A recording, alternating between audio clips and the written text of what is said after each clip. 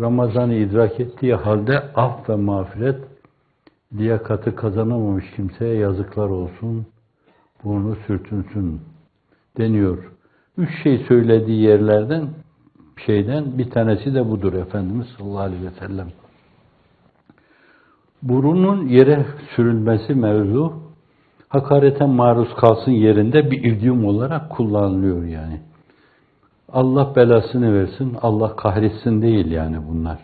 Yerin dibine bassın, canı cehenneme, bizim kullandığımız kelimeler. Bu şekilde anlamamak lazım bunu. Secdede zaten burnumuz yere sürünüyor bizim. Yani burnu böyle yere sürünsün onun. Bir kere meseleye öyle bakmak lazım. Şimdi Ramazan-ı Şerif Cenab-ı Hakk'ın insanların mağfiret adına verdiği bir fırsat ayıdır burada. O Ramazan-ı Şerif'te oruç, aç durma ayrı bir fırsat. Allah Celle Celaluhu onunla sizin günahlardan arınmanıza bir yönüyle o işi bir sebep kılıyor, bir vesile kılıyor. Günahlardan arınıyorsunuz, aç duruyorsunuz. Aç durmak suretiyle sabrediyorsunuz, sabrın mükafatını görüyorsunuz. İhtiyatlardan uzaklaşmanız, alışkanlıklardan uzaklaşmanız adına o mevzuda ayrı bir sevap kazanıyorsunuz. Yiyecek, içecek bir şey bulamayan insanları düşündürdüğünden dolayı siz onları düşünüyorsunuz. Bu aç insanlar, hani kermes yapanlar birileri için kermes yapıyorlar. Dolayısıyla demek ki hakikaten açlık, susuzluk böyle bir şeymiş filan diye o düşünme, onunla da ayrı bir sevap kazanıyorsunuz. Zaman dilimi olarak Ramazan-ı Şerif Cenab-ı Hakk'ın müminlere rahmetle teveccüh buyurduğu bir ay olması itibariyle dolayısıyla Allah birlerinizi 100 yapabilir, 1000 de yapabilir, 10.000 de yapabilir değerlendirilirse. Halis bir niyetle Ramazan-ı Şerif'e girilirse, orucu tutulursa, teravihi kılınırsa, sahura kalkılırsa ve ağza göze de sahip olunursa, bunu da yine kendileri ifade buyuruyorlar. Rubbe saimin leyse lehu min siyami illel cu vel ahtaş. Rubbe kaimin leyse lehu min kıyami ille seher vel atab. Nice ayakta duran insanlar vardı ki gece teheccüd adına yanlarına sadece uykusuzluk ve yorgunluk kar kalmıştır. Ve nice oruç tutanlar vardı ki açlık ve susuzluk yanlarına kar kalmıştır. Bence öyle değil yani. Bir taraftan aç susuz kalırken bir diğer taraftan da elimizi, ayağımızı, gözümüzü, kulağımızı, dilimizi, dudağımızı kontrol altına alma. Olumsuz bakmama, olumsuz şey söylememe, olumsuz şeylere kulak kabartmama, olumsuz şeylere el uzatmama, olumsuz şeylere doğru bir adım atmama. Bütün ağza ve cevarihi eskilerin ifadesiyle mahulika lehinde kullanma. Ne için yaratılmışsa o istikamette kullanma. Bir de bu orucu çok buğutlandıran, derinlik üstüne derinlik kazandıran bir şey oluyor. Bütün ağza ve cevarihine oruç tutturuyorsun yani. Bu Ramazan böyle bir şey. Şimdi bunların ne kadarını bir insan yapıyorsa o kadar sevap kazanır. Bütününü yapıyorsa burada Enbiya-i İzam'ın arkasında yerini alır o insan. Hazreti Ebubekirler, Ömerler, Osmanlar, Aliler radıyallahu anh kafilesine katılır. Cenab-ı Hak ölü oruç tutmaya, o kafile, bu Drakşan çehreli kafileye veya Kameri Münir'in halesi olan o kafileye katılmaya muvaffak eylesin bizleri. Burada antiparantez bir şey arz edeyim. Arapçadan geçme bir Türk atasözü vardır. İttaki şerre men ahsente ileyh. Kendisine iyilik yaptığın insanın şerrinden Allah'a sığın.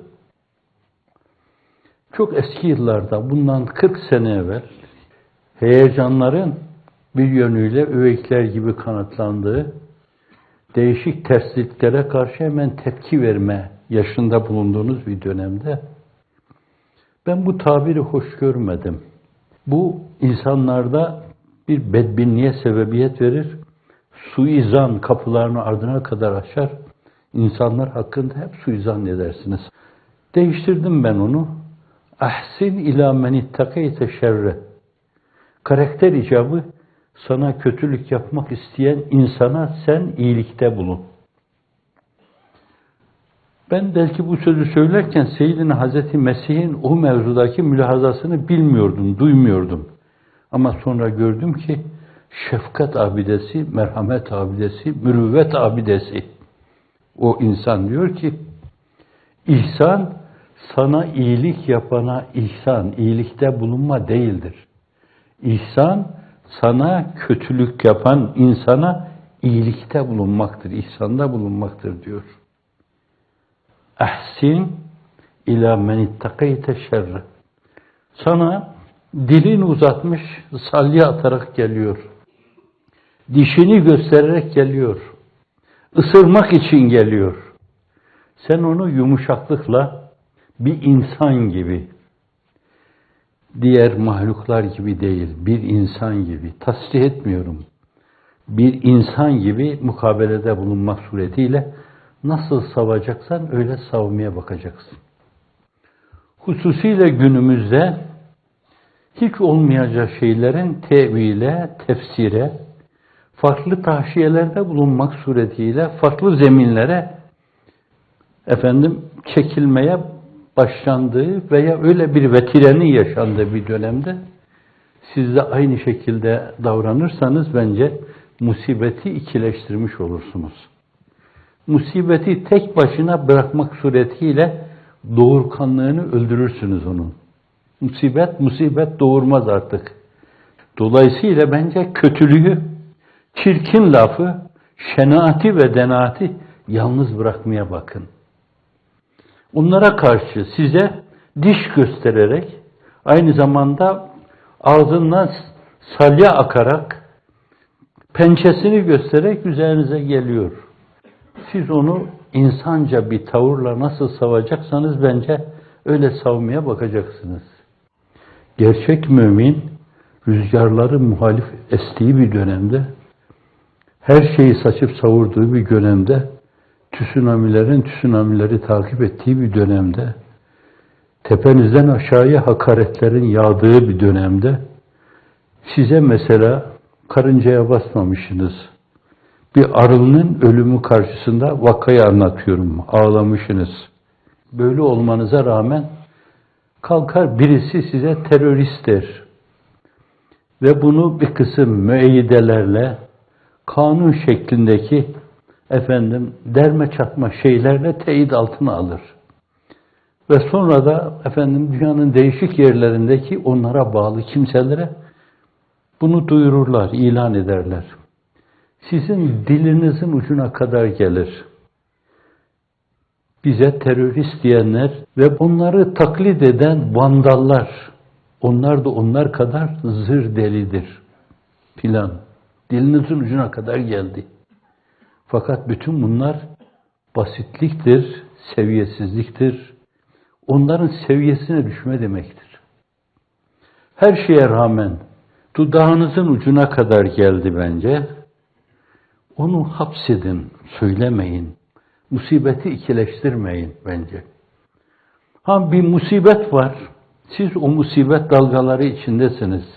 Veya musibetler sarmalı içindesiniz. İnsanca o işten sıyrılmanın yolları neyse kafa kafaya verin, düşünün. Makul stratejiler, alternatif stratejiler üretmek suretiyle onun içinden insanca sıyrılmaya bakın. Dövene elsiz, sövene dilsiz, derviş gönülsüz gerek diyor sizin büyük dervişiniz Yunus Emre. Dövene elsiz, sövene dilsiz, terörist diyene dilsiz gerek. Size ayaklarının altına alıp ezene dilsiz gerek. İnsanlığın iftihar tablosu böyle davrandı. Raşid halifeler de böyle davrandı. Daha sonraki dönemlerde Emevilerin içinde böyle davrananlar oldu. Abbasilerin içinde böyle davrananlar oldu. Osmanlılar içinde, Selçuklular içinde böyle davrananlar veya ona yakın davrananlar oldu. Öyle davrandılar. Hep kötülüğü iyilikle savdular. Bu onların ezberden içtihatları değildi, dayanaksız içtihatları değildi. Ve la testevil hasenetu ve lessiyye. İyilik ve kötülük denk değildir, birbirine müsavi değildir. Diyor Kur'an-ı Kerim. Ve la testevil hasenetu ve lessiyye. İdfa billeti hiye ahsen. Biri sana saldırıda bulunduysa sen bir iyilikle sav onu diyor. Billeti yahzen. Ne olur sonra? فَاِذَا beyneke ve beynehu adavetun كَأَنَّهُ veliyyun hamim. Seninle onun arasında düşmanlık olan kimse birdenbire bakarsınız ki o senin veliyyü hamimin olmuş. Candan, yürekten sımsıcak dostun haline gelmiş. Evet. Aksine bence aynı kötülükle mukabelede bulunduğunuz zaman kötülük izdivacına kalkmış olursunuz. Kötülüğe, kötülükle mukabelede bulunmuş olursunuz. Kötülükleri evlendirmiş olursunuz. Tabiplerin tabiriyle diyelim ben bunu. Bu defa kötülükler fasit dairesine sebebiyet verilmiş olursunuz. Yalın Türkçe ile şimdi ifade ederken kısır döngüsüne sebebiyet vermiş olursunuz. Bence yalnız bırakın, yalnız kalsın. Yalnızlığıyla bir gün belki dönüp sizin yanınıza gelecek, belki pişmanlık duyacak burada. Bu açıdan genel karakterimiz bu. Ben sizin bu mevzudaki karakterinize tercüman olmaya çalışıyorum ruh haletim itibariyle. Karınca basmaz efendilersiniz sizler. Bir arının ölümü karşısında ağlayan insanlarsınız sizler. 70 sene evvel bir akrebin deliğine su döktüğünüzden dolayı 70 sene sonra onu bir cinayet gibi hatırlayınca elfe estağfirullah, binlerce estağfirullah ya Rabbi, bir cana kıydım ben orada. Bir cana kıydım. Siz busunuz bence. Bu karakterinizden taviz vermemeye bakacaksınız. Ve büyük ölçüde bu imtihanı arkadaşlarınızla kazandınız. Alın teriyle kazandığınız, ortaya koyduğunuz malınıza, mülkünüze el konduğunda, müesseselerinize el konduğunda, birer şakî, birer asi gibi muameleye maruz kaldığınızda, değil birine yumruk vurmak, parmaklarınızı o esnada kıvırmadınız, bükmediniz. Onu tehdit manasına böyle bile davranmadınız. Ben öyle gördüm. Arkadaşların tavrını öyle gördüm. Ama birilerinin karakteri öyle değilmiş. Kendilerinin yaptığı gibi bazı şeyler yapılabilecekmiş. Şimdiye kadar neden yapılmamış? Ne yapmalı da acaba onu yaptırtmalı? Ne yapmalı ki? Yani bağırlarına mızrak mı saplayacaksın? Bunları yağma, kurşuna mı tabi tutacaksın? Evet, antiparantez ifade edeyim. Buna bile maruz kalındığı zaman esasen usulü hamse açısından, usulü din kitaplarında, usulü fıkıh kitaplarında 5 şeyin korunması haktır. İnsan o mevzuda müdafaa etme hakkına sahiptir. Bazı hukukçular buna hürriyetli ilave etmek suretiyle usulü sitte diyorlar. 6 tane temel esas bu mevzuda müdafaa yapılır ve bu mevzuda insan ölürse şehit olur. Fakat günümüz çok hassas olduğundan dolayı bence bu türlü şeylerde varsın bir cana kıysınlar. Mukabelede bulunmamak lazım. Mukabeleyi bilmisil kaide-i zalimane bu mevzuda sizin düşünce dünyanıza mimarlık yapan insanın düşüncesi mülazasıdır. Mukabele-i bilmisil kaide-i zalimane diyor. Aynı ile birine mukabelede bulunmaya zalimce bir tavır, bir davranış diyor. Ramazan-ı Şerif'te deyince bir işte oruç tutuyoruz. İçi toplumumuzda adet olmuş esasen. Kur'an-ı Kerim Selefi Salihine bakılınca onlar öyle Ramazan-ı Şerif'e münhasır değildi. Gördüğünüz gibi esasen Kütüb-ü Fıkhiye'de de ifade ediliyor bu mesele. 3 günde bir Kur'an-ı Kerim hatmetme meselesi var. Her gün hatmetme meselesi var. Her gün hatmetme epey, yani onun için 15 saat ayırmanız lazım yani. Her cüz yarım saat ayıracaksanız, hele doğru okuyorsanız 40 dakika ister her bir cüz. Doğru. Hadir tarikiyle okursanız şayet zannediyorum yarım saatte bir cüz biter. Dolayısıyla 30 cüz 15 saat ister. Bunlar nasıl onu yapıyorlarmış? Zannediyorum bastı zamana masar.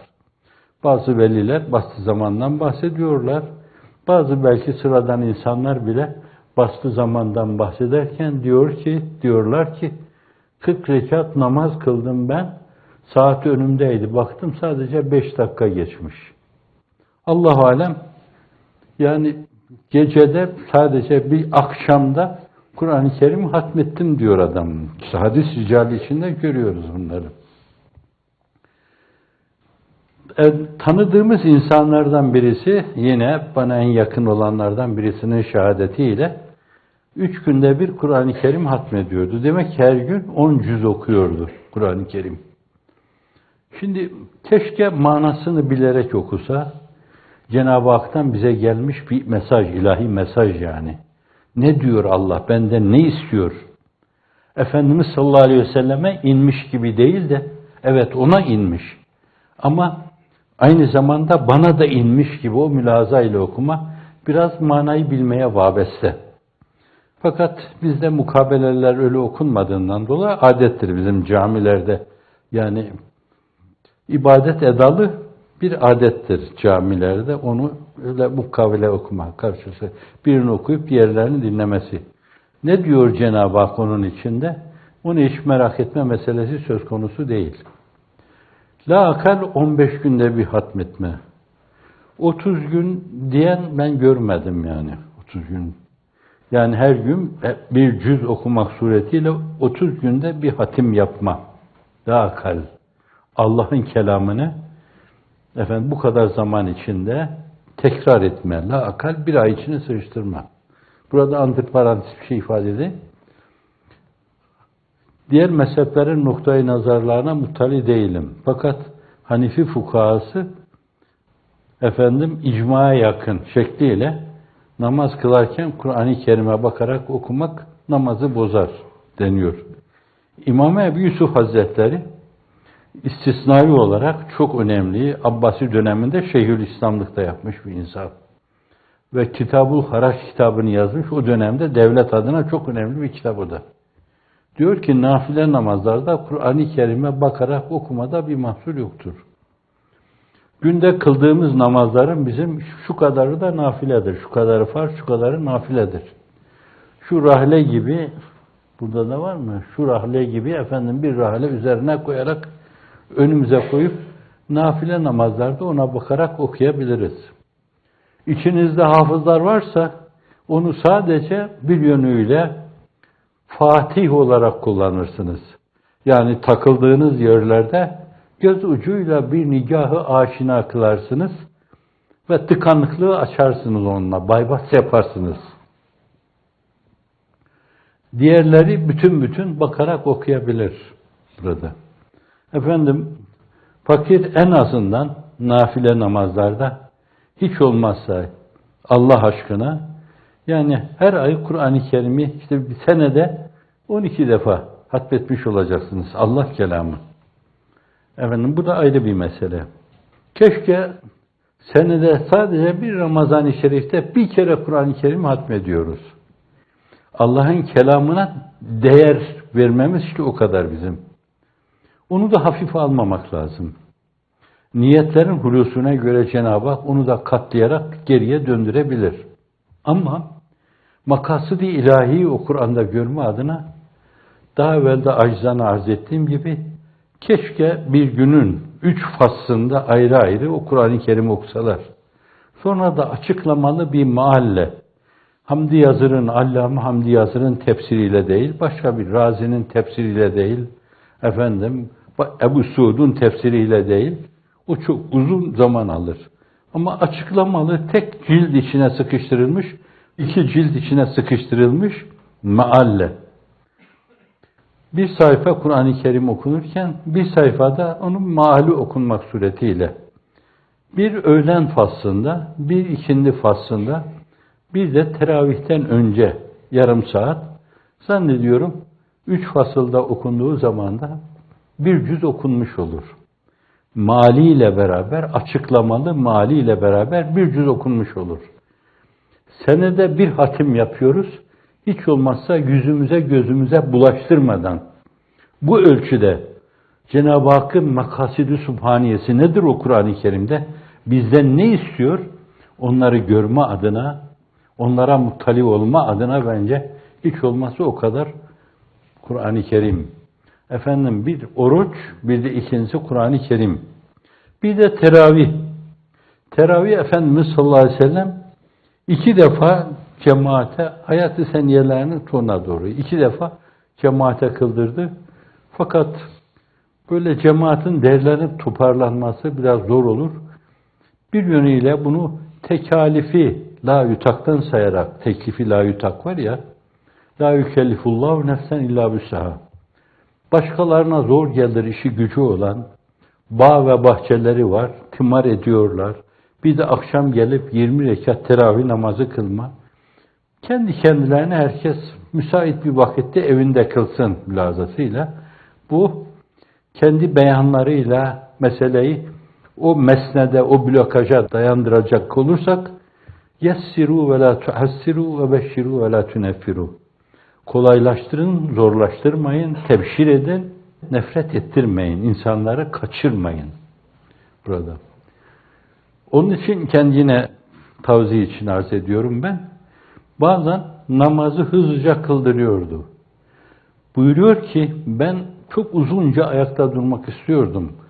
Fakat ciyak ciyak bir çocuk sesi duydum. Ben annesinin ona karşı alakasını düşünerek namazı kısa kestim. İnsanlığın iftihar tablosu. Meseleyi sürekli yapılır hale getirmek adına bence tesir diyebileceğimiz kolaylaştırma yöntemini esas ileriye sürüyor. Bu. Şimdi teravih, Efendimiz sallallahu aleyhi ve sellem 2 gün o mesele öyle yapınca eve çekiliyor. Cemaat toplanıyor. Bu çok müthiş bir hadise. Peygamberimiz sallallahu aleyhi ve sellemin arkasında 20 rekat namaz kılacaklar. Hazreti Şafii 8 rekatta olur diyor. Ayşe validemizden rivayet edilen hadis-i şerife binaen buyuruyor ki Ramazan içinde de Ramazan'ın dışında da gece 8 rekat namaz kılıyordu Efendimiz. Teheccüd gibi. 20 rekat Hazreti Ömer zamanında icma vakı oluyor öyle. Bir sünnet-i müekkede olarak sahabenin icma ile öyle. Sesleniyorlar, öksürüyorlar, çıkmıyor Efendimiz. Sonra bu maksadı nebevilerini ifade buyuruyorlar. Sonra millet kendi kendine kılıyor onu. Gönül rızasıyla kılıyorlar teravih. 20 rekat teravih öyle kılınıyor. O da çok önemli. İşi gücü olan bir insanın günde 5 vakit namazın yanında bir de gelip bir teravih kılması, farzlara tekabül etmesi açısından yine bir hadis-i şerifin ifadesiyle ötelerde, ötelerin ötesinde mizan meselesi söz konusu olduğu zaman da farzlarda eksiği varsa Cenab-ı Hak buyuracak ki bakın nafilesi var mı? Alın o farz boşluğunu nafileyle doldurun. Müslim-i Şerif'te geçen hadis-i şerifler açısından meseleye bakacak olursanız böyle. Şimdi işte teravih böyle bir şeydir yani. Günde 5 vakit namazda zevaitten olanlar, revatipten olan sünnetler, esasen farzlarda bir kusur varsa şayet, eksiklik varsa, kıldığımız şeyi tam kılamamışsak, bir kusurla kılmışsak, abdestte kusur varsa, istibrada kusur varsa, başka bir kusur varsa, gafletle kılınmışsa, dolayısıyla bir eksik, bir gedik, bir kırılma var demektir. Dolayısıyla Cenab-ı Hakk'ın rahmetinin vüs'atı, alın, nafile ile o boşluğu doldurun, kulun bir boşluk yaşamasın demektir. Bu da Cenab-ı Hakk'ın rahmetinin vüs'atı demek. Şimdi teravih bu mevzuda boşluk dolduran çok önemli esasen bir ibadet şeklidir.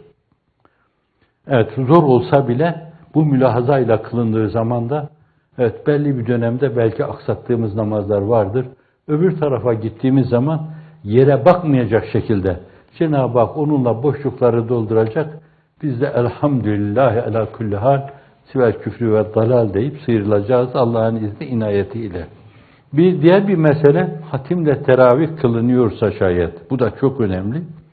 Keşke teravih kılarken yani 2-3 tane hafız olsa, bunlar Hadır tarikiyle o Kur'an-ı Kerim'i okusalar, hani bir de gündüz hatim de mukabele okunuyor, az mahallede vakıf oluyorlar, bir de imamın arkasında, ya mahal okurken şöyle demişti zaten, bak öğlende mahal okurken böyle demişti, İkindi de böyle denmişti, akşamda böyle denmişti.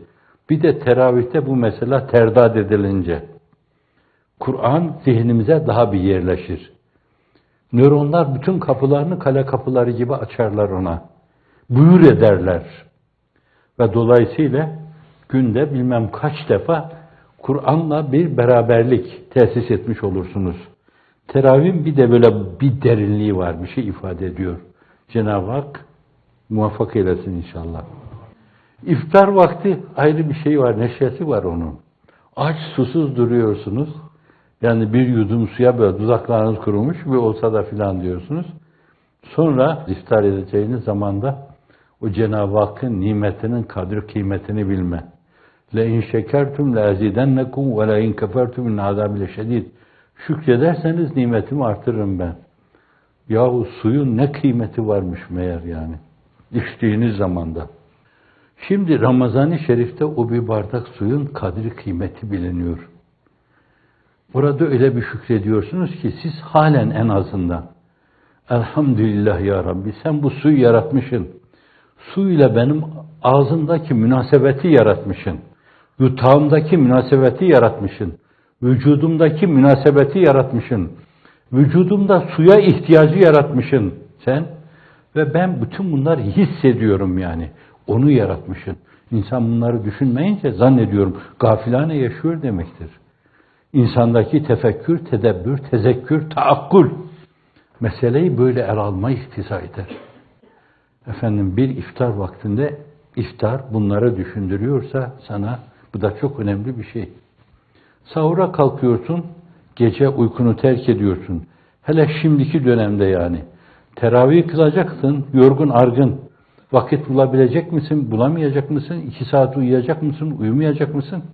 Fakat o tatlı uykudan, yumuşak döşekten, sımsıcak yorganın altından sıyrılarak efendim sahura kalkacaksın, yemek yiyeceksin orada. Hususi yemek hazırlayacaklar. O bir yönüyle ayrı bir mesele. Fakat senin kendi rahatını terk etmen, belki ailevi rahatını terk etmen, onlarla münasebetini terk etmen, bunlar öyle fedakarlıklardır ki Cenab-ı Hak nezdinde neye tekabül eder bilemezsiniz. Bunun ötesine geçiyorum çünkü meseleyi çok uzattık. Bir de itikaf var. Bu da Türkiye'de çok unutulan şeylerden birisi. Bunlar yapılıyor da fakat büyük ölçüde kadavrası yapılıyor. Efendim, işin hakikatiyle yapılan şey arasında numara durup uygunluğu yok. Efendim bir de itikaf var. Ramazan'ın son 10 gününde mescitlerde kalma. Efendim ya hiç yok ya o kadar azalmış ki bunu. Zannediyorum imam da yapmıyor. Değil başkaları. Müezzin de yapmıyor. Diyanet mensubu da yapmıyor. Müftü efendi de yapmıyor. Vaiz efendi de yapmıyor. Oruç tutma yeter. İnşallah oruç tutuyorlardır. Oruç tutma yeter falan diyorlar. Bir de itikaf var. Tamamen bu hak dostlarının halvet hayatları gibi bir şey itikaf. Bütün dünya ve mafihadan sıyrılma. Dünya ve mafihayı bilen arif değil. Arif oldur bilmeye dünya ve mafiha nedir? Şuara leşkerine miri livadır sukanem diyen Füzuli söylüyor bunu. Dünya ve mafihayı bilen arif değil. Arif oldur bilmeye dünya ve mafiha nedir? Bütün dünya ve mafiha içindekiler demek. Onlardan sıyrılarak tamamen bir yönüyle esas görülüyor olma mülahazatına kendini salmak. O akıntıya kendini salmak. Acaba görüyor olma mülahazası nasıl bir şey? Mirat-ı ruhuma nasıl aksedecek benim? Hep o sevdayla koşma. İtikafa da böyle burada. Az yeme, az içme, haydete varma, fani olma, onu bulma. İtikaf. Bu da biraz daha fazla sıkıntılara katlanarak bence meseleyi farklı şekilde değerlendirme. Şimdi sizler inşallah Ramazan'ı böyle değerlendirirsiniz. Keşke imkan olsa burada öyle bir proje vardı arkadaşımız. Burada bir cami yapmayı düşünüyordu. Kıtmir'in mülazası, Taife-i Nisa da aynı zamanda kalacakları ihtiyaç yerleri de olsun, abdest alacakları yerleri de olsun. Aynı zamanda Ramazan'ın son 10 gününde onlar da siz de yani 100 tane insan bu değişik odalarda mesela bir odada 3-4 tane bayan, bir odada 3-4 tane bayan, bir odada 3-4 tane erkek, bir odada 3-4 tane erkek. Efendim böyle 100 insanın, 200 insanın itikaf yapacağı yerler. Belli bir dönemde belki bunlar düşünülmemiş. Millet o camilerde yapıyorlarsa şayet yerlere mi serilip yapıyorlardı onu bilemeyeceğim ben. Ama maalesef hani Kıtmir ben 20-30 senede vaizlik yaptım. Ben öyle bir şeye rastlamadım. Öyle garayipten olan bir şeye rastlamadım yani. İtikaf yapan insan görmedim desem sezadır. Oysa ki insanlığın iftihar tablosu yapıyordu. Raşid halifeler yapıyordu. Bize gelinceye kadar yapıyordu. Sonra musallaya mı kondu, yoğun bakıma mı kaldırıldı, itikaf, o da öyle kaldırıldı. İtikaf, Ramazan-ı Şerif'te buraya kadar o denen şeyleri taçlandıran veya taşta sorguç haline gelen bir şeydir. Yani sizi tam bir abid kralı haline getiren şeydir. Allah'ın abid kralı haline getiren bir şeydir itikaf. Hizmete kendini adamış insanlar bence yani başkalarına Cenab-ı Hakk'ı anlatma, duyurma, gönülleri ona karşı uyarma, Efendimiz'e karşı uyarma yolunda olan insanlar bütün bu güzergahta gitmiyorlarsa şayet esasen kimse inanmaz onlara. Evet, değişik vesilelerle hep ifade ettiğim gibi birisi bir kilisenin haziresinde, Havranın haziresinde, bir Buda mabedinin haziresinde, bir Brahman mabedinin haziresinde neşet etmişse şayet, ayrı bir kültürün çocuğuysa şayet, halihazırdaki İslam dünyasına bakınca acaba hiç Müslüman olmayı aklından geçirir mi? Zannediyorum aklınızı kalbinizle beraber yokladığınız zamanda, nöronlarınıza sorduğunuz zaman nöronların hepsi bil icma. İcmaya itiraz edilmez. Bil icma, vallahi biz buna ihtimal vermiyoruz diyeceklerdir.